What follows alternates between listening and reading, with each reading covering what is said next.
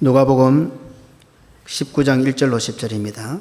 예수께서 여리고로 들어가 지나가시더라. 삭개오라 이름하는 자가 있으니 세리장이요 또한 부자라. 그가 예수께서 어떠한 사람인가 하여 보고자 하되 키가 작고 사람이 많아 할 수 없어 앞으로 달려가서 보기 위하여 돌 무화과 나무에 올라가니 이는 예수께서 그리로 지나가시게 됨이르라. 예수께서 그곳에 이르사 쳐다보시고 이르시되 삭개오야 속히 내려오라. 내가 오늘 내 집에 유하여 하겠다 하시니 급히 내려와 즐거워하며 영접하거늘 무 사람이 보고 수군거려 이르되 저가 죄인의 집에 유하러 들어갔도다 하더라. 삭개오가 서서 주께 여짜오되 주여 보시옵소서. 내 소유의 절반을 가난한 자들에게 주겠사오며 만일 누구의 것을 속여 빼앗은 일이 있으면 내 갑절이나 갚겠나이다. 예수께서 이르시되 오늘 구원이 이 집에 이르렀으니 이 사람도 아브라함의 자손이미로다. 인자가 온 것은 잃어버린 자를 찾아 구원하려 함이니라. 아멘. 성경에 기록된 모든 말씀은 우리의 구원을 위한 하나님의 말씀입니다. 성경은 한마디로 구원의 책입니다. 구원은 오직 한 분 예수 그리스도로만 가능합니다. 그래서 성경은 다른 말로 하면 예수님의 책입니다. 그렇다면 성경은 예수 그리스도의 십자가와 부활로 완성된 교회와 교회를 세워가는 하나님의 통치 방법을 보여주는 책입니다. 구원은 예수님으로만 가능하기 때문에 이 하나님의 말씀은 구원의 책이고 예수의 책이고, 그래서 이 책을 통해서 주의 몸된 교회가 어떤 곳이며 주의 몸된 교회를 세워가는 성도들이 어떻게 살아야 하는지를 이 성경을 통해서 알 수가 있습니다. 성경은 주의 몸된 교회 속에 있는 성도들이 구원의 믿음을 잘 지키며 교회 생활, 신앙생활을 어떤 기준을 가지고 살아가야 할지 척도가 되고 기초가 됩니다.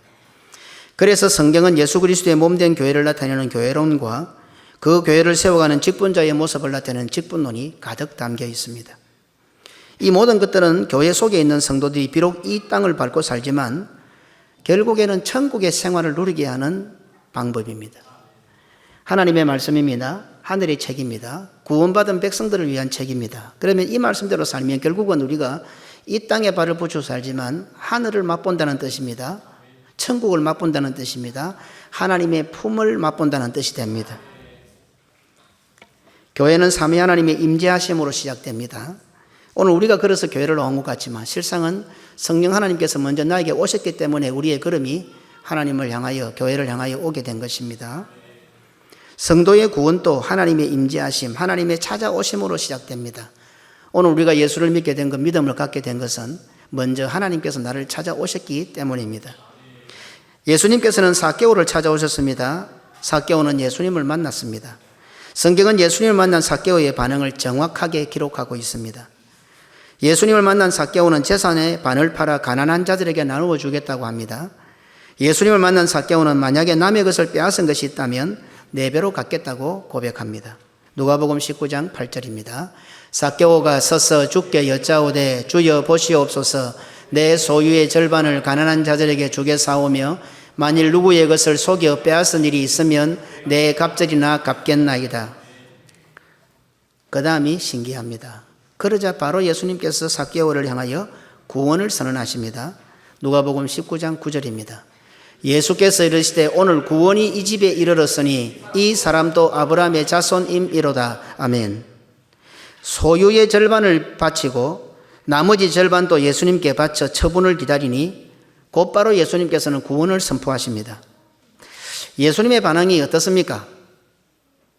만약에 목사가 이렇게 하면은 성도들이 어떻게 받아들일까요? 우리 성도들 가운데 처음 교회 나와서 예수님을 영접하고 믿음이 생겨서 예를 들어서 목사님, 내가 우리 제 재산 재물 반을 팔아서 교회 바치겠습니다. 나머지 반도 목사님께 드릴 테니 알아서 처분하십시오. 이렇게 할 때 목사가 갑자기 오늘 네가 구원받았다 이렇게 하면은 어떻게 받아들이겠어요? 돈을 많이 바치면 구원이 주어집니까? 오늘 이 사건을 얼핏 보면 최초의 면죄부 사건 안 같습니까? 삭개오가 이제 처음 예수님을 만났어요. 성경에 보면 여러 가지 어떤 장황한 과정들이 없어요. 그냥 예수님 만나고 만나자마자 재산 바치겠다고 한 거예요. 재산 바치겠다 하니까 예수님께서는 구원이 임했다 하는 거예요. 돈으로 구원을 산다는 느낌을 안 줍니까? 교회에 충성하고 헌신하는 성도들에 대해서 뒤에서 궁시렁거리는 사람들이 누구일 것 같습니까? 좀 잘해보려고 용기를 내고 최선을 다해보려고 하는 성도에게 찬물을 끼어 얻는 사람이 누구일 것 같습니까? 예수님을 만나서 교회로 온 것 같은데 삭개오와 같은 결단이 없는 자들입니다. 자기 자신도 예수를 믿는 것 같고 누가 봐도 목사고 장로고 집사고 권사니 당연히 예수님을 만난 것 같은데 삭개오와 같은 고백과 결단이 없는 사람입니다. 예수님을 만났다고 하면서도 정작 자신은 삭개오와 같은 고백을 해보지 않았으니 삭개오와 같은 성도들에게 궁시렁거리고 찬물을 끼얹는 것은 당연합니다. 예수님을 만나 구원 얻었다고 하면서도 정작 자신은 삭개오와 같은 고백도 없었고 삭개오와 같은 결단도 없었고 삭개오와 같은 행동도 없었습니다. 그러니 삭개오와 같이 하려고 하는 성도들이 별나 보이는 겁니다. 아따, 예수도 별나게 믿을라네. 마치 돈으로 구원을 사는 것 같이 보입니다. 돈이 없으면 구원을 못 얻는 것 같이 보입니다. 그래서 교회 가면 돈이 필요하다, 돈이 많은 사람이 우대받는다고 말하는 그 말이 어디서 나왔는가 하면 세상에서 하는 말이 아니고 교회 속에서 그렇지 못한 자들이 만들어낸 말입니다. 그렇죠? 교회 안에 있는 성도들이 삭개오처럼 하지 못하니까 삭개오처럼 하는 성도들을 비아냥거리면서 아따, 예수도 별나게 믿는다, 목사가 돈을 좋아하는가 봐, 재산 갖다 바치니까 구원이 임했다고 하네. 누가 만들어낸 말입니까? 교회 안에 있는 사람들이 만들어낸 말입니다. 그래서 충성하고 헌신하고 최선을 다해보려고 하는 성도들에게 찬물을 끼얹고 자신의 경험을 설파하면서 그래도 소용없다, 나중 다 해봐라, 시간 지나고 나면 아무 소용없다, 그렇게 가르치려고 합니다. 삭개오의 행동에 예수님께서 보이신 반응은 어떻게 생각하십니까? 앞뒤 설명도 없습니다. 주변에 둘러선 무리들에게 이해를 촉구하지도 않으셨습니다. 삭개오의 결단을 들으신 예수님께서는 일체의 망설임도 없이 바로 이어서 오늘 구원이 이 집에 이르렀으니 이 사람도 아브라함의 자손이미로다 라고 하셨습니다. 삭개오에게 구원을 선포하시는 것도 이상한데 한술 더 떠십니다. 예수님께서는 무엇이라고 하십니까? 삭개오의 집에 구원이 이르렀다고 합니다. 무슨 소리를 듣고요? 재산 반을 바치겠다는 소리를 듣고요. 남은 재산 반 가지고 네 배를 갚겠다. 결국은 무엇입니까? 삭개오가 재산 다 바치겠다는 거죠. 그럼 어떻게 됩니까? 아따, 구원받으려면 재산 다 바쳐야 되네. 그래, 쉽지 않습니까? 똑똑한 우리 머리로 충분히 계산해 볼 수 있지 않습니까? 만약에 이렇다면 어떨 것 같습니까? 이렇게만 보아도 예수님을 만나자 보인 삭개오의 반응은 단순히 재물을 바치는 정도의 의미를 넘어서 예수님께서 구원을 선포하셔야만 하는 고백이 그 속에 담겨 있다는 것을 짐작할 수 있습니다. 똑같은 사건인데 불신자들이나 신신학자들은 어떻게 보겠어요? 재산을 갖다 바치니까 구원을 선포했네, 이렇게 볼 수도 있지만은 믿음의 사람들은 어떻게 봅니까? 예수님께서 구원을 선포하셔야 되는 이유가 삭개오의 고백 속에 담겨 있겠네. 그러면 삭개오의 고백이 뭔 뜻이지? 들여다보게 됩니다. 로마서 10장 10절입니다. 사람이 마음으로 믿어 의에 이르고 입으로 시인하여 구원에 이르느니라. 구원에 이른 방법을 정확하게 로마서는 기록하고 있습니다. 그러면 오늘 삭개오가 고백하는 그 고백 속에는 구원에 이르는 고백이 있다 이 말입니다. 우리는 돈만 갖다 바치고 재산만 갖다 바치는 것으로 보이는 이 문구가 예수님께서 보실 때에는 구원에 이르는 고백이 되었다 이 말입니다. 그렇다면 여기서 먼저 우리가 반드시 살피고 넘어가야 할 부분은 과연 나는 예수님을 만난 후에 삭개오와 같은 고백을 했는가 하는 것입니다. 믿음의 사람들은 한결같이 하나님을 만났을 때에 삭개오와 같은 고백과 행동이 뒤따랐습니다. 어쩌면 삭개오의 행동과 고백이 제일 쉬웠을지도 모릅니다. 우리가 제일 잘 아는 아브라함을 한번 살펴볼까요? 창세기 12장 4절입니다. 이에 아브라함이 여호와의 말씀을 따라갔고 롯도 그와 함께 갔으며 아브라함이 하란을 떠날 때에 75세였더라. 자, 보십시다. 하나님의 부름을 받았습니다. 어디로 가는지도 모릅니다. 내가 내게 지시할 땅으로 가라고 했습니다. 나이가 젊은 10대 20대도 아닙니다. 75세나 된 이제 어느 정도 안정을 이루는 그런 때입니다. 그런데 하나님께서는 느닷없이 이유도 없이 내가 내게 보여줄 땅으로 가라고 하십니다. 아브라함 자기 혼자 가는 거야. 어쩌면 갈 수도 있겠지만은 온 집안 식구들 다 끌고 어디로 가야 될지도 모르고 사랑하는 아내가 식구들이 어디로 갑니까? 물어도 대답할 수도 없고 그 하나님께서 보여주시겠지 가자. 가능할 것 같습니까? 재산을 바치는 게 쉬울 것 같습니까? 아브라함처럼 말씀에 따라 가는 게 쉬울 것 같습니까? 하나님을 만난 모든 믿음의 사람들이 다 한결 같습니다. 만약 나에게 삭개와 같은 고백이 없다면, 아브라함과 같은 결단이 없다면 진짜 예수님을 만났는지 한번 고민해 보셔야 합니다. 분명한 것은 삭개오의 고백이 우리 눈에는 단순히 재물을 바치는 것처럼 보이는데 예수님께서 보실 때는 삭개오의 고백이 그 집의 구원이 이르고 삭개오에게도 아브라함의 자손이 되게 하는 고백이었다는 사실입니다. 자, 그렇다면 삭개오의 고백을 한번 찬찬히 들여다보십시다. 먼저 재산의 반, 2분의 1, 둘 중에 하나를 바친다고 했습니다. 그것은 과연 무슨 뜻이겠습니까? 남의 것을 빼앗은 적이 있으면, 토색한 것이 있으면 4배로 갚겠다고 했는데 4배로 갚는다는 뜻은 또 무엇이겠습니까? 만약 물질을 바치는 것이 핵심이었다면 성경의 저자이신 성령님께서 이렇게 기록하실 이유가 없습니다. 예수님을 만난 삭개오는 전 재산을 예수님께 바쳤다. 그래서 구원을 받았다. 집안도 구원을 받았다. 너희들도 전 재산을 바쳐라. 이렇게 하면 간단한 문제입니다. 그런데 성령님께서는 예수님을 만난 삭개오의 반응에 대해서 소유의 절반을 바치고 그리고 남은 소유로 4배를 갚겠다고 하는 사실을 정확하게 기록하고 있습니다. 성경은 삭개오의 책이 아니죠. 성경은 하나님의 말씀이고 우리를 위한 구원의 책입니다. 그러니 삭개오의 고백, 삭개오의 행동을 통해서 오늘 우리가 어떻게 하면 구원의 길을 걸어갈 것인가를 가르쳐주고 있는 겁니다. 그래서 성령님께서 이렇게 기록하신 것입니다. 본전에 이자만 넉넉하게 쳐주어도 잘하는 것일 텐데 성경은 무슨 의도를 가지고 4배를 갚겠다고 한 사실을 정확하게 기록하고 있겠습니까? 4배, 사라는 의미를 통해서 하나님께서 우리에게 말씀하시고자 하는 의도가 있다는 것입니다. 2배도 아니고 4배라고 성경이 굳이 기록한 것은 4배, 사라는 것을 통해서 우리에게 알리고자 하는 하나님의 구원의 의도, 구원의 도리가 그 속에 숨어 있다 이 말입니다. 예수님께서는 바로 앞장에서 삭개오가 등장하는 바로 앞장 18장에서 하나님의 나라에 대해서 천국에 대해서 말씀하셨습니다. 누가복음 18장 16절입니다. 예수께서 그 어린 아이들을 불러 가까이 하시고 이르시되 어린 아이들을 내게 오는 것을 용납하고 금하지 말라. 하나님의 나라가 이런 자의 것이니라. 아멘. 오늘 이렇게 말씀하시고 어린아이처럼 되지 아니하면 천국에 못 간다고 하시놓고는 이 어린아이의 말씀이 삭개오에게 와서 결론이 됩니다. 삭개오의 사건은 바로 그 하늘나라 천국에 들어갈 어린아이들과 같은 말씀의 결론입니다.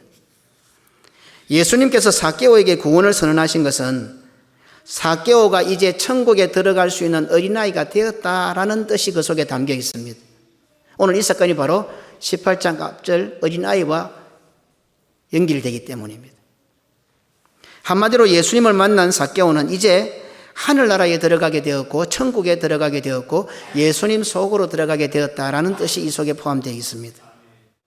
삭개오는 세리장입니다.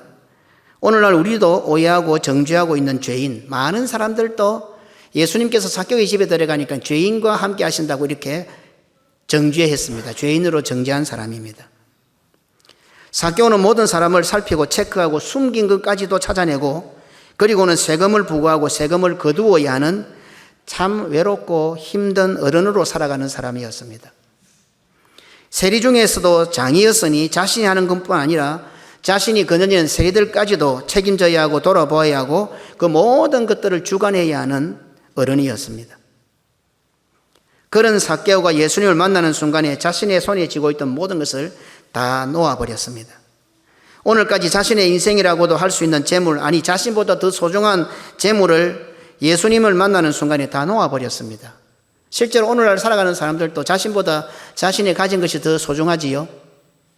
그래서 자신의 소중한 것 놓쳐보려면 자살을 하지요. 재물이 소중하니까 재물이 없어지면 자살을 합니다. 공부를 하다가 공부가 실패를 하면 자살을 합니다. 왜요?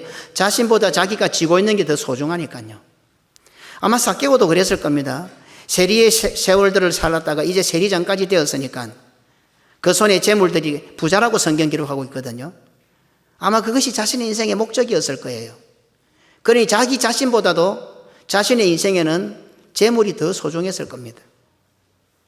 그런데 예수님 만난 순간에 그 모든 걸 딱 다 놓아버립니다. 가득 쥔 손으로 예수님의 손을 잡기란 불가능합니다. 세리장 정도 되었으면 어떻습니까? 얼마나 계산이 빨랐겠습니까? 말단 세리로부터 들어가가지고 어느 정도 자리를 하면서 마지막에 최고의 자리까지 올랐으면 척 보면 어느 사람 얼굴만 딱 보면 그 회사만 딱 보면 장부만 딱 들여다보면 눈에 계산이 탁 돌아왔을 겁니다. 그런데 삭개오는 예수님을 만나는 순간에 자신의 머릿속에 돌아가던 모든 계산이 딱 멈추어 버립니다. 이때까지 살아오던 모든 계산법이 딱 멈추어 버립니다.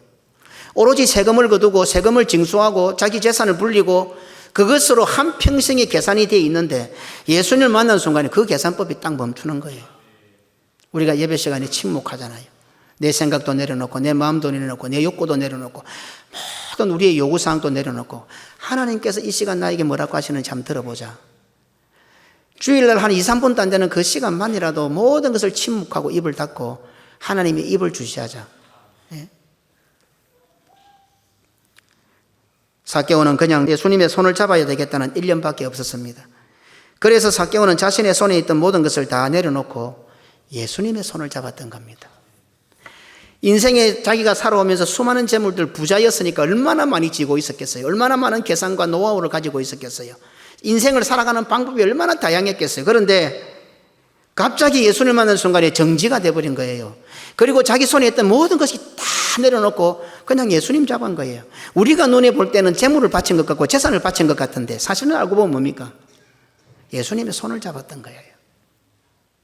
자기 손에 가득한데 어떻게 예수님의 손을 잡을 수 있습니까? 이걸 내려놔야 예수님을 잡을 수 있죠. 예수님께서 삭개오에게 구원을 선언하신 것은 이제 삭개오가 천국에 들어갈 수 있는 어린아이가 되었다는 뜻입니다. 그래서 누가복음 18장으로부터 시작되는 겁니다.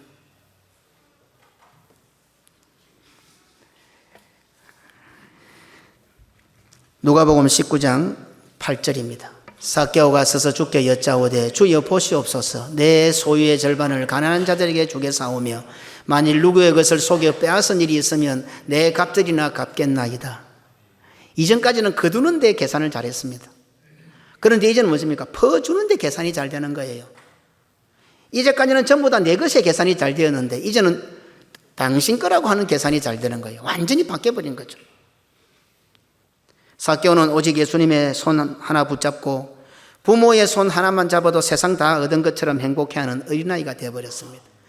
이때까지 삭개오는 자기가 부자로 살아야 더 많은 것을 가져야 자기가 추구하는 모든 것을 이루어야 행복할 줄 알았는데 예수님을 만나는 순간에 그것이 아니라는 것을 깨닫고 그 모든 것을 다 내팽개치고 예수님 손을 덥석 잡았던 것입니다. 이런 삭개오를 보신 예수님께서는 뭐라고 말씀하셔야 되겠습니까? 이제 조금 설명을 드렸습니다. 단순히 재산을 바친 것이 아니라 자기가 가져오던 일생의 모든 것 다 내려놓고 예수님만 있으면 됩니다라고 예수님의 손을 덥석 잡는 그 삭개오를 향해서 예수님은 뭐라고 말씀하셔야 될 것 같습니까? 누가복음 19장 9절입니다. 예수께서 이르시되 오늘 구원이 이 집에 이르렀으니 이 사람도 아브라함의 자손이미로다. 이제 이해가 좀 되십니까? 돈을 바쳐서 재산 바쳐서 구원을 산 것 같습니까? 삭개오는 너무너무 외롭고 힘든 삶을 사는 어른이었습니다. 삭개오는 그 외롭고 힘든 삶을 만회해보기 위하여 더 많은 세금을 거두고 더 많은 재산을 모으고 더 많은 부자가 되기 위하여 최선을 다했을 겁니다. 세리장으로 살아야 했던 삭개오는 어른으로 살아가는 무게가 얼마나 무거웠겠습니까? 로마의 관리가 되어 로마에게 돈을 갖다 바치기 위하여 동족의 피를 빨아먹는 흡혈귀라는 눈총은 그에게 얼마나 무겁고 힘들었겠습니까? 이런 삭개오의 인생에 답이 있겠습니까? 악착같이 모으는 것 외에는 답이 없습니다. 너희야 욕을 해봐라. 내가 악착같이 모아서 너희보다 잘 살고 너희 위에 군림하고 너희보다 멋지게 인생을 누리면 될 거 아니냐. 삭개오는 그런 답밖에 없었을 것입니다. 예수님께서는 그런 삭개오를 찾아오셨습니다. 그런 인생을 살고 있는 삭개오는 예수님을 만나게 되었습니다. 계산에 탁월하고 머리 돌아가는 소리가 들릴 정도로 똑똑한 어른이었던 삭개오가 예수님을 만나는 순간에 앞뒤 분간도 못하는 어린아이가 되어버렸습니다. 삭개오는 예수님을 만난 순간 오늘까지 살아오면서 자신이 지고 있는 모든 어른의 무게를 내려놓았던 것입니다. 삭개오는 재산을 바친 것이 아니라 예수님의 손을 잡았던 것입니다. 예수님을 만난 순간 어린아이가 되어버렸던 것입니다. 어떻습니까? 오늘 교회 와서 충성을 다하고 인생하며 열심히 살아보려고 하는 그 사람들, 자기 형편에 과할 정도로 헌금을 하며 충성을 다하고 희생하는 성도들을 바라보면서 참 별나게 예수 믿는다 싶은 성도들 없습니까?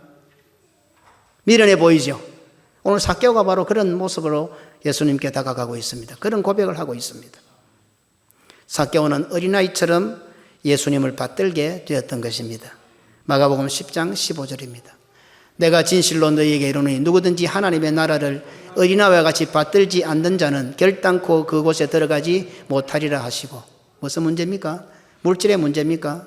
물질을 바쳤으니까 하나님께서 물질을 더 많이 주실 것이다. 아닙니다. 천국의 복입니다. 구원의 복입니다. 천국 가느냐 못 가느냐의 문제입니다. 삭개오는 재산을 바친 것이 아니라 하나님의 나라를 소유했던 것입니다. 삭개오는 재산을 바친 것이 아니라 천국을 소유했던 것입니다. 삭개오는 재산을 바친 것이 아니라 예수님을 소유하게 되었던 것입니다. 눈으로 볼 때는 재산을 바친 것 같은데 그 재산과 비교할 수 없는 천국을, 하나님의 나라를, 예수님을 삭개오는 이제 소유하게 되었습니다. 그런 고백이 바로 오늘 삭개오가 네 배를 갖겠다고 하는 그 고백 속에 담겨 있습니다. 성경이 삭개오가 네 배를 갖겠다고 한 것을 기록한 의도를 파악한다면 예수님을 만난 사람이 어떻게 행동하게 될 것인지를 발견하게 됩니다. 오늘 성경이 삭개오가 네 배를 갖겠다고 하는 이 의도를 바르게 파악한다면 예수님을 만나 천국을 소유하는 자가, 성도가 어떤 고백을 하며 어떤 행동을 취하게 될지도 가르쳐주고 있습니다. 어떻습니까? 나는 예수님을 만났습니까? 예수님을 만났다면 삭개오와 같은 고백이 있습니까? 예수님을 만났는데도 아직 어른인 것 같지는 않습니까? 지금 삭개오의 행동이 너무 철부지해 보이지 않습니까? 뭐 예수 믿고 좀 어느 정도 시간이 흐르고 좀 교회에 대해서 알고 예수에 대해서 알고 복음에 대해서 알고 좀 뭘 알고 깨닫고 해야 될 행동 안 같습니까? 무턱대고 처음 교회 나와서 이런 짓을 하면 됩니까? 경솔해 보이지 않습니까? 앞뒤 분간 못하는 철부지 어린아이 같지 않습니까? 어떻습니까? 나는 아직도 교회에서 어른처럼 행동하고 있지는 않습니까? 아니, 교회 생활을 하면 할수록 나도 모르게 어른이 되어가고 있는 듯 하지는 않습니까? 사울이 하나님 앞에서 어린아이였을 때에 하나님께서는 사울을 왕으로 세우셨습니다.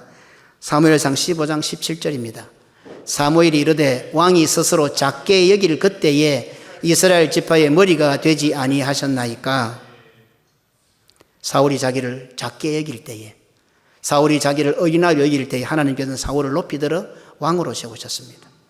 그런데 이제 사울은 왕이 되어서 어느 정도 세월이 가니 어른이 되어버린 겁니다. 사울은 하나님 앞에서도 어른이 되었고 사무엘 앞에서도 어른이 되어버렸습니다. 사무엘상 15장 20절에서 21절입니다.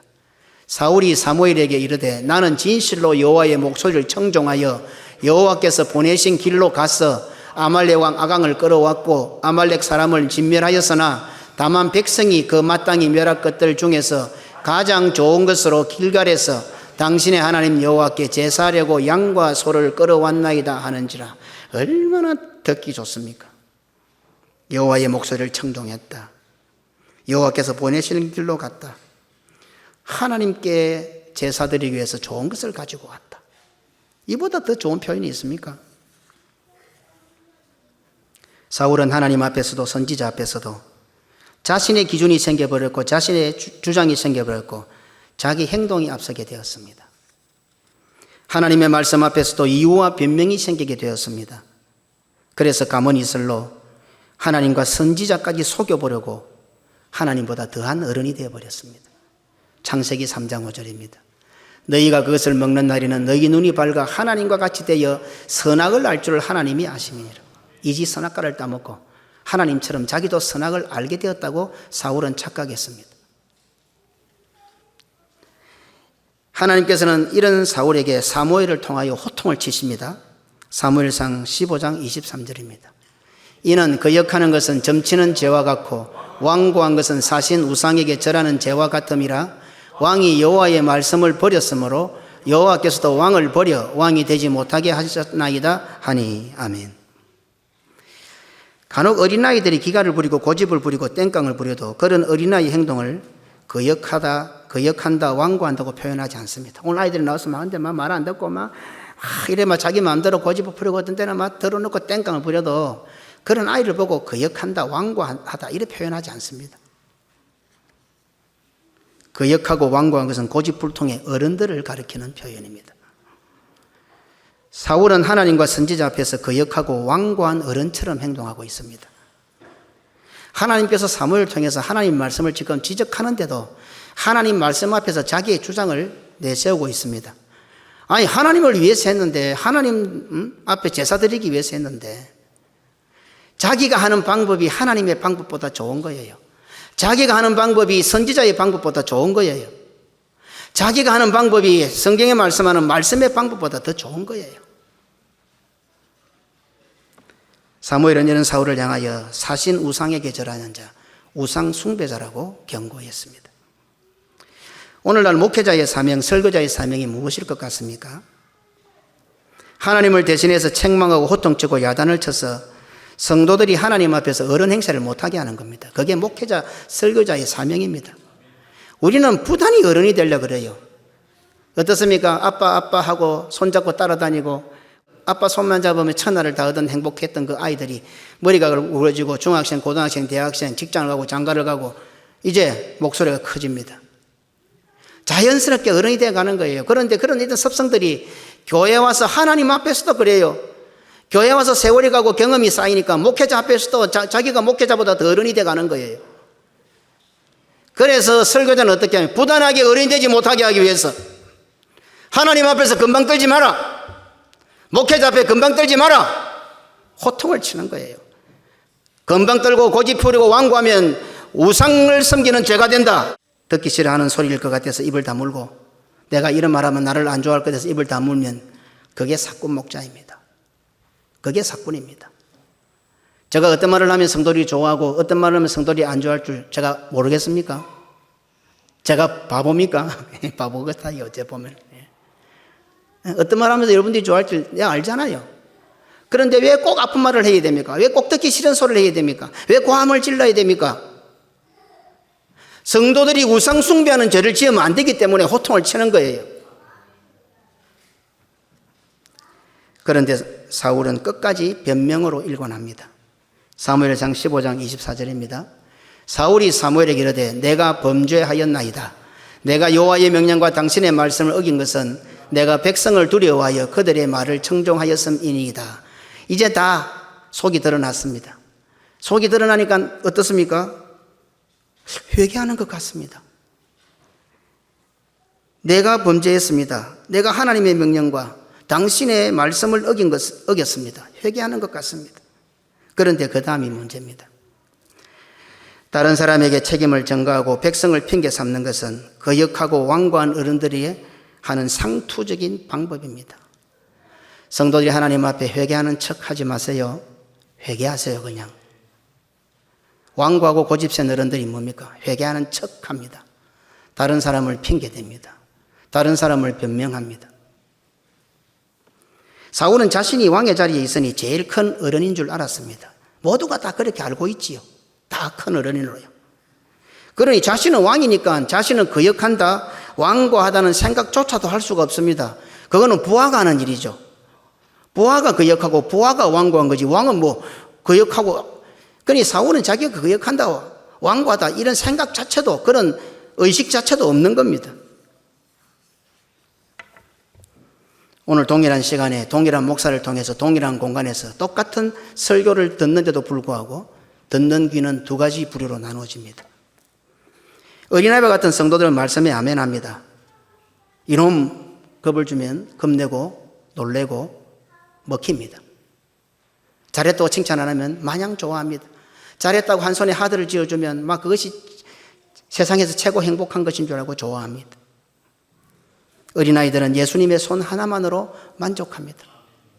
하지만 어른이 되어버린 성도들은 자기의 기준과 주장과 행동이 뚜렷합니다. 말씀의 지적을 받으면 야단을 친다는 둥, 자기를 겨냥한다는 둥, 변명과 핑계로 말이 많아지기 시작합니다. 자신이 하는 모든 일은 옳은 일을 했다고 주장합니다. 그리스도와 복음과 교회를 위해서 한 일이라고 주장합니다. 조금 방법만 다를 뿐이지 나도 역시 그리스도와 복음과 교회를 위해서 했다고 그렇게 주장을 합니다. 사무엘상 15장 21절 다만 백성이 그 마땅히 멸할 것 중에서 가장 좋은 것으로 길갈에서 당신의 하나님 여호와께 제사하려고 양과 소를 끌어왔나이다 하는지라. 아멘. 하나님의 방법은 그것이 아니었을지라도, 선지자 사무엘의 말씀은 그것이 아니었을지라도 내가 볼 때는 이것이 더 하나님 앞에 하나님을 위하고 백성을 위하고 성도를 위한 더 좋은 방법이라고 지금 사울은 이야기하고 있는 겁니다. 그리고는 결국에 가서 말씀과 목회자의 지적 앞에 다른 성도들을 핑계 삼습니다. 어떤 모습입니까? 어른의 모습입니다. 빠져나갈 길을 너무 잘 알고 있는 어른입니다. 아이들은 어떻습니까? 지적받으면 바로 웁니다. 매를 들기도 전에 웁니다. 잘못했다 합니다. 뭐 잘못했노 물어보면 뭐 잘못인지도 모릅니다. 그런데도 울고 잘못했다 합니다. 그런데 어른들은 어떻습니까? 기가 차게 빠져. 어리가 좀 붉어지면은 중학생, 고등학생만 돼도 엄마, 아빠가 무슨 말을 할 때 빠져나갈 방법을 다 알고 있습니다. 우리보다 더 영악합니다. 얼핏 보면 회개하는 것 같습니다. 사실은 외식하고 있는 것입니다.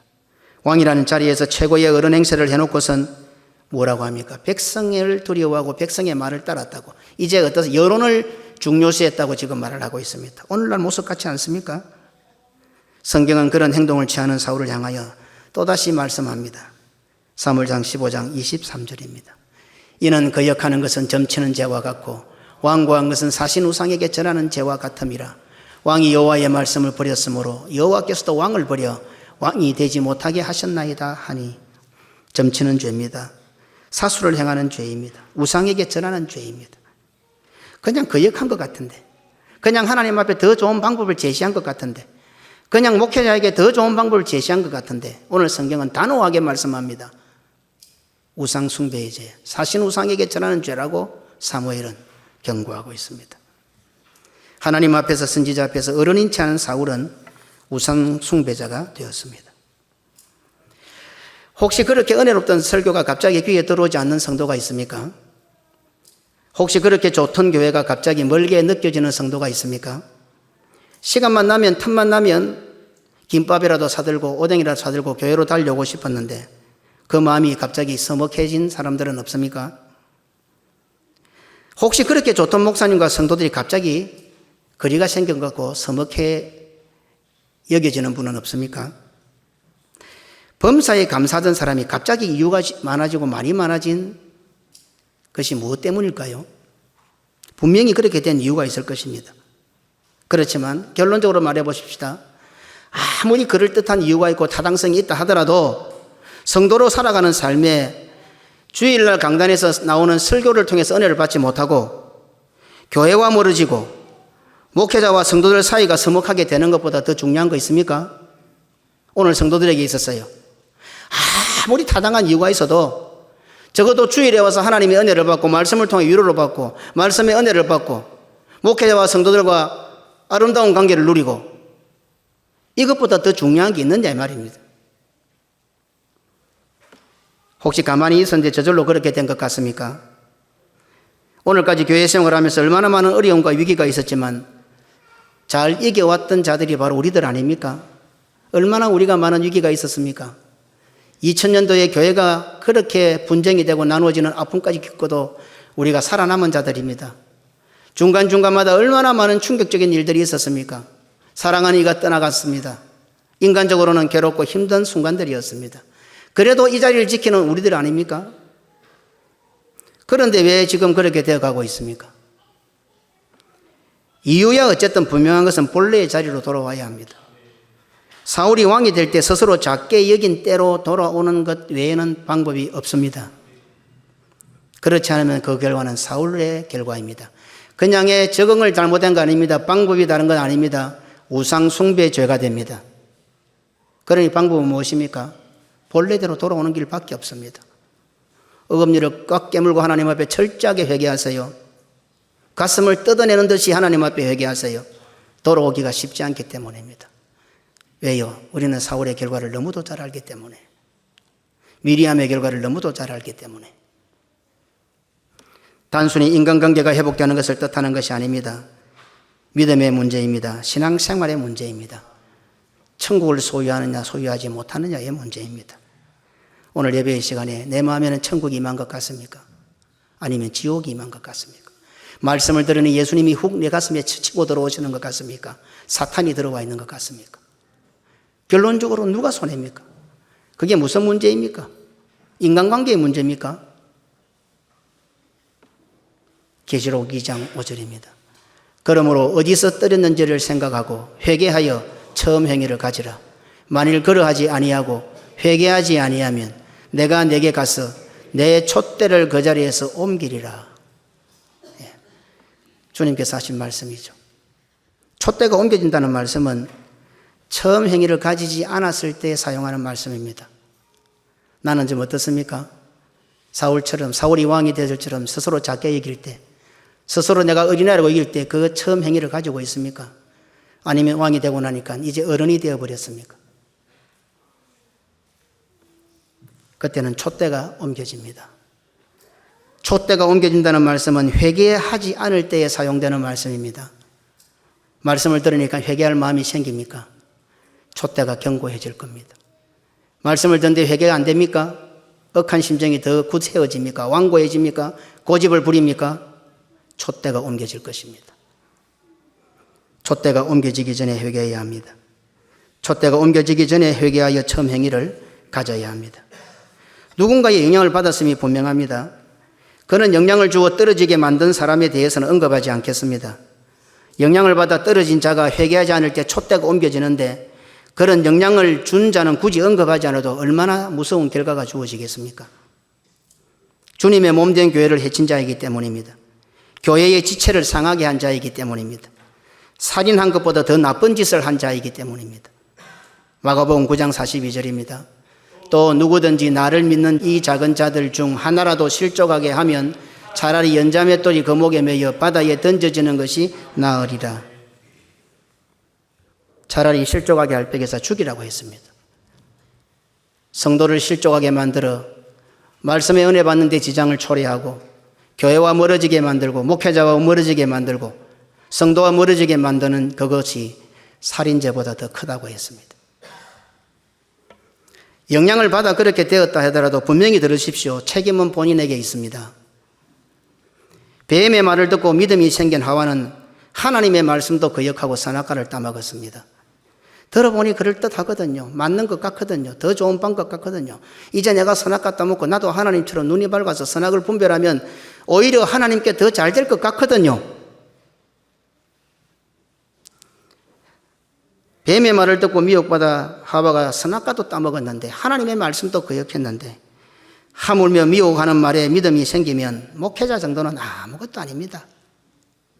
성도들이요, 미혹을 받아 다른 믿음이 생기면요, 목회자를 우습게 봅니다. 전에는 교회 와서 목회자가 한마디 말을 하면은, 예, 목사님 겠지만은, 딴 믿음이 생겨보세요. 무슨 말을 해도 귀에 들어오지 않습니다. 목회자가 하는 말보다 더 많은 말을 합니다. 목회자가 한마디 하면 두마디, 세마디 하려고 합니다. 자기도 모르는 사이에 사울처럼 이제 자신도 어느 정도 기준이 생겼고 자기의 주장대로 하고자 하는 어른이 되었기 때문입니다. 이 말도 들어보아야 하고 저 말도 들어보아야 한다는 분별력 있는 어른이라고 스스로 생각하게 된 겁니다. 전에는 무슨 말씀이든지 어떤 때는 이해가 안 되는 말, 형편도 안 돼도 예, 목사님 하라시면 해보겠습니다. 이러던 사람들이었습니다. 그런데 이런 형편도 있고 저런 형편도 있지요. 이제 자기가 분별하려고 합니다. 자기가 선악을 분별하려고 합니다. 이제 자신도 얼마든지 옳고 그름을 판단할 수 있는 어른이 되어버린 것입니다. 이제 자신도 얼마든지 옳은 대로 행할 수 있다고 주장하는 어른이 되었습니다. 사사기 21장 25절입니다. 그때에 이스라엘의 왕이 없으므로 사람이 각기 자기의 소견에 옳은 대로 행하였더라. 아멘. 자기가 옳은 대로 행할 수 있다고 생각하는 어른이 되어버리기 때문에 우리 김 주사님 말만 고독하고 외롭고 힘든 어른으로 살아가고 있는 겁니다. 자기는 옳은 대로 행할 수 있다고 생각하는 왕이 되었는데 정작 그렇게 살아보니 고독하고 외롭고 힘든 어른의 삶이 되는 것입니다. 자신이 어른이고 자신이 왕이 되었다는 불신앙이 자기도 모르게 자기 속에 자리 잡게 되었습니다. 그래서 특히 교회에서 중직을 맡은 자들, 목사, 장로, 집사, 권사, 하나님 앞에 중한 직분을 맡은 자들은 조심해야 합니다. 하나님께서 무거운 직분을 주셨으면 무겁게 생각하고 더 어린아이처럼 하나님 앞에 주권을 내려놓아야 합니다. 그것이 무슨 계급인 것처럼 착각해서는 안 됩니다. 그것이 무슨 주권인 것처럼 착각해서는 안 됩니다. 내가 결정 안 하면 안 된다고 착각해서는 안 됩니다. 더 어린아이처럼 해야 합니다. 하나님 앞에 중한 직분을 맡은 자들이 완고하고 고집을 피울 때는 하나님 앞에서 우상을 섬기는 사람이 됩니다. 완전한 어른으로 살아오던 삭개오는 예수님을 만난 순간에 어린아이가 되어버렸습니다. 지금까지 쥐고 있던 모든 것을 내던지고 예수님의 손을 잡았습니다. 수많은 것을 쥐고서도 만족하지 못하고 외롭고 힘든 어른으로 살았는데 부모의 손 하나만으로 행복해하는 아무 생각 없는 철부지 어린아이처럼 모든 것을 다 내어 던지고 이제 예수님 손 하나만 붙드는 어린아이가 되어버렸던 것입니다. 오늘 나는 어떻습니까? 무엇을 쥐고 계십니까? 아직도 내 주장, 내 기준, 내 마음을 가지고 계십니까? 삭개오보다 더 부자입니까? 그런데 삭개오는 어떻게 이렇게 할 수 있었습니까? 평생을 세리장으로 살았는데 주님을 만난 기적입니다. 우리도 주님을 만났으면 이렇게 되어야 합니다. 오늘도 우리는 삭개오처럼 고달프고 고단한 외로운 어른의 삶을 살아가는데 예수님이 지금 나를 찾아오셨습니다. 아무개야 내려오너라. 아무개야 오늘 내가 너와 함께 있겠다. 그럼 뭐라 해야 되겠습니까? 뭐라고 하면 되겠습니까? 너무 간단하지 않습니까? 그런데도 그 고백을 안 합니다. 고집을 피웁니다. 사울처럼 자기 할 말을 찾습니다. 내가 하나님을 위해서 그랬는데요. 내가 주님을 위해서 그랬는데요. 그리스도와 복음과 교회를 위해서 그랬는데요. 내가 옳은 대로 하지 않았습니까?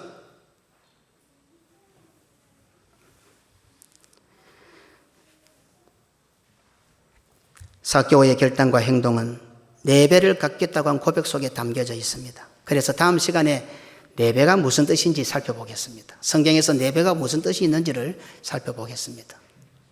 제가 다음 주일은 터키에 있을 것 같으니까 아마 설교를 못할 것 같고 묵상을 좀 해보시고 삭개오가 4배를 갚는다고 하는 이 4배의 고백이 바로 이런 뜻이 있으면 그 무슨 뜻일까 한번 한 주간 동안 묵상해 보시기 바랍니다.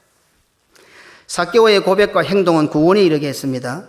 예수님께서 친히 삭개오의 집에 구원이 이르렀다고 선언해 주셨습니다. 예수님께서 친히 삭개오도 아브라함의 자손이라고 선언해 주셨습니다. 나는 예수님으로부터 이런 선언을 받은 것 같습니까? 혹시 예수님으로부터 이런 선언을 받게 하는 고백과 행동을 폄하하고 있지는 않습니까? 마태복음 26장 6절로 9절입니다. 예수께서 베다니 나병 환자 시몬의 집에 계실 때에 한 여자가 매우 귀한 향유 한 옥합을 가지고 나와서 식사하는 예수님의 머리에 부으니 제자들이 보고 분개하여 이르되 무슨 의도로 이것을 허비하느냐 이것을 비싼 값에 팔아 가난한 자들에게 줄 수 있었겠도다 하거늘. 아멘. 벨나게 예수 믿네. 그 허비하고 있어. 그 예수님 머리에 부어가지고 예수님이 그런 영광을 누리려고 하는 사람인 줄 아느냐. 차라리 그걸 팔아서 가난한 자에게 나눠주고 예수님 천국 복음 전하는데 도움을 주면 되지. 그걸 갖다가 허비하고 갖다 붓고 있어. 얼마나 좋은 말을 하고 있습니까? 성경은 뭐라 합니까? 제자들이 붕괴했다고 합니다. 붕괴했다고. 근데 예수님 뭐라 하십니까? 칭찬하셨습니다. 예수님은 칭찬하시는 나는 붕괴하고 있지 않습니까? 예수님은 싫어하시는 나는 좋아하고 있지 않습니까? 예수님은 좋아하시는 나는 싫어하고 있지 않습니까? 기준이 자기가 되고 있는 거예요. 우리가 되어서는 안 돼요. 오늘 우리 교회는, 고신교회는 목사가 기준이 되어서도 안 되고 장로가 기준이 되어서도 안 되고 집사와 성도들이 기준이 되어서도 안 되고 예수님이 기준이 되어야 됩니다. 말씀이 기준이 되어야 됩니다. 거리를 살아야 하루를 살아도 천국 가는 성도로 살지요. 늘 제 목소리를 세고 자기 주장을 살면 그게 천국입니까? 지옥이지. 그리고 다른 사람들이 열심히 하려고 하는 걸 가지고 나 예수도 별나게 믿는다. 누가 한 말입니까? 예수님의 제자들이 한 말입니다. 조심해야 됩니다. 교회 오래 다닌 사람들, 교회를 잘 안다고 하는 사람들. 삭개오의 사건은 하늘나라에 들어갈 수 있는 어린 나이의 결론입니다. 삭개오는 한평생을 어른으로 살았습니다. 그런데 예수님을 만난 순간에 모든 것 다 정지해버리고 어린아이가 되었습니다. 오늘 나는 지금 어른이 되어서 이 말씀이 거북하게 들리는 분들 없습니까? 목회자의 심정으로 간청드립니다. 삭개오처럼 다 내려놓으세요. 내 손에 그 다 내려놓으면 답이 있습니다. 그러나 끝까지 짊어지고 고집 피우면 우상숭배의 죄를 짓게 됩니다. 사울의 길을 가게 됩니다. 사울의 결말을 보게 됩니다. 이것보다 중요한 거 없잖아요. 얼마나 더 사시려고요. 철저하게 하나님 앞에 다 놓아버리면 됩니다. 그리고 주님의 손을 잡으면 됩니다. 말씀만 붙들면 됩니다. 그때 내가 어떻게 구원을 만들어가고 그런 거 아닙니다. 우리 주님께서 나에게 구원을 선언하십니다. 아무개야 너는 아브라함의 자손이다. 나의 아들 딸이다. 주님께서 선언해 주십니다. 그럼 답이 끝난 거죠. 세상은요, 세월이 갈수록 어른이 됩니다. 우리 문손례 권사님이 벌써 이제 구순이 훨씬 넘어서 이제 백수도 바라보고 계시지만은 우리는 어쩔 수 없이 나이가 듭니다. 어른이지 않습니까? 오늘 또 어버이들 앞에서 재롱을 피웠습니다. 그러나 분명히 아십시오. 우리 문순례 권사님 우리 교회에서 제일 어립니다. 왜 그런 거 아십니까? 어쩌면 연세적으로 볼 때에 하나님 나라와 제일 가깝기 때문에. 왜? 어린아이와 같이 되어야 천국에 들어간다 했으니까. 성도님은 세월이 가면 갈수록 어린아이가 돼가는 겁니다. 말씀이 막 뭐라 하면 겁먹고 말씀이 막 칭찬하면 좋아하고 그냥 깔깔거리고 호호하고 어른들은 그리 안 합니다. 입 딱 다물고 있습니다. 찬송 불러도 입 딱 까딱 안 합니다. 팔짱 딱 끼고 온 성도가 박수치고 있어도 자기는 천잔을 탁 펴고 있습니다. 그거는 세상 사람들이 하는 거예요. 교회는 오면요 세월이 갈수록 더 어린아이가 됩니다. 칭찬하면 좋아서 어쩔 줄 모르고 목사가 이름 한 불러주면 좋아서 어쩔 줄 모르고 목사님 얼굴을 한 번 봤는데 하나님 보는 것처럼 기쁘고 성도들하고 서로 목사님, 장로님, 권사님 불러주는 것이 너무 좋고 교회 와서 어른으로 살고 계신 분들 없습니까? 어른이 되어가고 있는 분들은 없습니까? 세상은요 세월이 갈수록 어른이 되지만 하늘나라인 교회는 세월이 갈수록 어린 아이가 됩니다. 말씀이 호통을 칠 때 겁 좀 뭐 있어? 누가 제일 하나님 말씀을 업수 여기고 겁 안 먹는 줄 알아요? 성도들입니다. 진짜 겁 안 먹어요.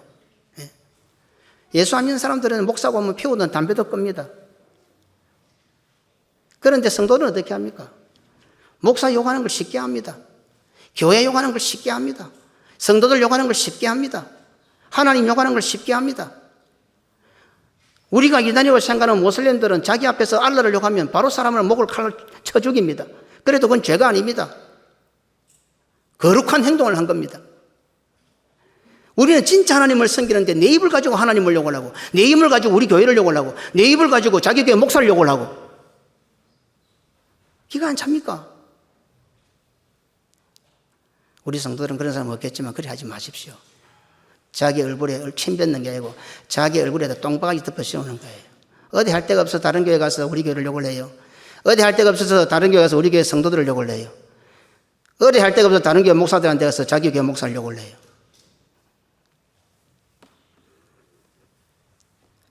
하늘나라는 세월이 갈수록 어린아이가 됩니다. 하늘나라는. 그래서 하늘나라에서는 늙은이들이 꿈을 꾼다고 했습니다. 요엘에서 2장 28절입니다. 그 후에 내가 내 영을 만민에게 부어주리니 너희 자녀들이 장래의 일을 말할 것이며 너희 늙은이는 꿈을 꾸며 너희 젊은이는 이상을 볼 것이며. 늙은이가 무슨 꿈을 꿉니까? 그런데 성령이 임하니 늙은이들이 꿈을 꿉니다. 어린아이가 돼가는 거죠. 천국에 대한 꿈을 꿉니다. 하나님 만날 생각을 합니다. 예수님 만나는 꿈을 꿉니다. 늙은이가 꿈을 꾸는 거죠. 어린아이가 되어가는 거예요. 오늘 우리 성도들 입에 삭개와 같은 고백이 있기를 주님의 이름으로 축원합니다. 여기 오면 우리 모두가 하나님 앞에 어린아이 같이 되기 때문에 오늘 말씀을 통해서 우리 모든 성도들 삭개와 같은 결단이 반드시 있어야 됩니다. 답은 간단합니다. 어렵지 않습니다.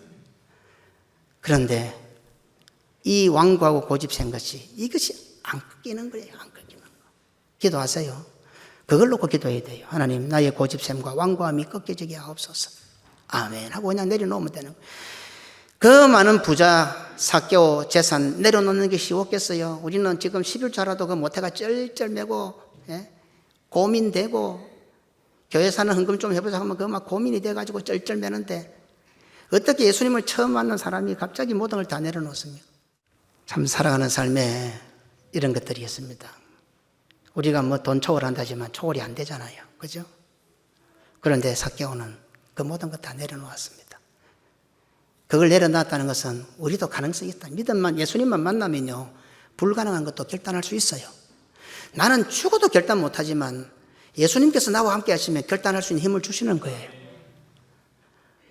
오늘 우리 모든 성도들 꼭 삭개오와 같은 결단이 있었으면 좋겠습니다. 그래서 예수님께서 친히 오늘까지 내가 사울처럼 어른이 되어 사신 우상에게 절하는 그런 죄를 짓고 있었지만 오늘 성령님께서 탄식하는 마음으로 나에게 전해주는 음성을 듣고 하나님 앞에 모든 것 삭개오처럼 다 내 손을 틀어버리고 예수님의 손을 잡아서 예수님께서 나에게 아무개야 오늘 너에게 너의 집에 구원이 임하였고 너는 바로 나의 아들이요 나의 딸이다 이렇게 선언해 주시는 복을 누리는 우리 모든 성도들 되시기를 주의 이름으로 축원합니다. 아멘.